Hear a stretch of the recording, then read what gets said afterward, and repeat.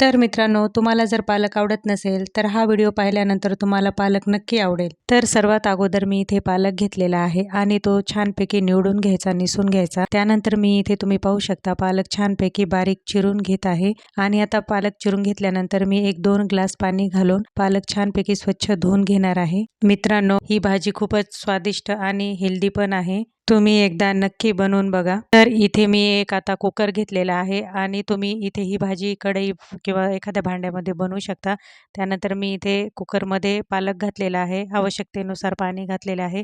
तसेच मी 1-2 हिरव्या मिरच्या आणि थोडीशी हरभऱ्याची डाळ घालणार आहे। तसेच मी यात थोडेसे शेंगदाणे पण घातलेले आहेत आणि आता छानपैकी झाकण लावून गॅसवरती 1-2 ते 3 शिट्ट्या आपण आता काढून घेणार आहोत। चला तर मग आपला आता तिकडे कुकर होत आहे आणि मी इकडे आता 2 ते 3 हिरव्या मिरच्या घेतलेल्या आहेत, त्या छानपैकी खलबत्त्यामध्ये बारीक वाटून घेतलेल्या आहेत।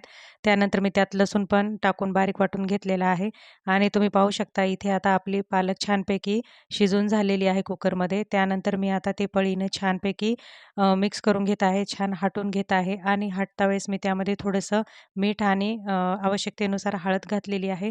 तसेच मी इथे 2 चमचे बेसन पण घातलेलं आहे, ते पण छानपैकी भाजीमध्ये मिक्स करून घ्यायचं, तुम्ही पाहू शकता व्हिडिओमध्ये दाखवल्याप्रमाणे।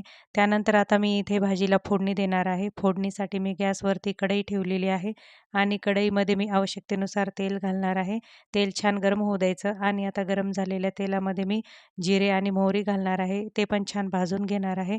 तसेच त्यानंतर मी हिरवी मिरची आणि लसूण जे वाटून ठेवलेला होता ते पण मी घालून घेणार आहे तेलामध्ये आणि छानपैकी परतून घेणार आहे। त्यानंतर मी आपण जी हटून ठेवलेली भाजी होती पालकाची, ती मी त्या फोडणीमध्ये घालणार आहे आणि छानपैकी मॅश करून घेणार आहे, तुम्ही बघू शकता। चला तर मित्रांनो, इथे आपली आता पालकाची भाजी मस्तपैकी तयार झालेली आहे। तुम्हाला जर व्हिडिओ आवडला असेल तर लाईक, शेअर, कमेंट करा आणि चॅनलला सबस्क्राईब करा।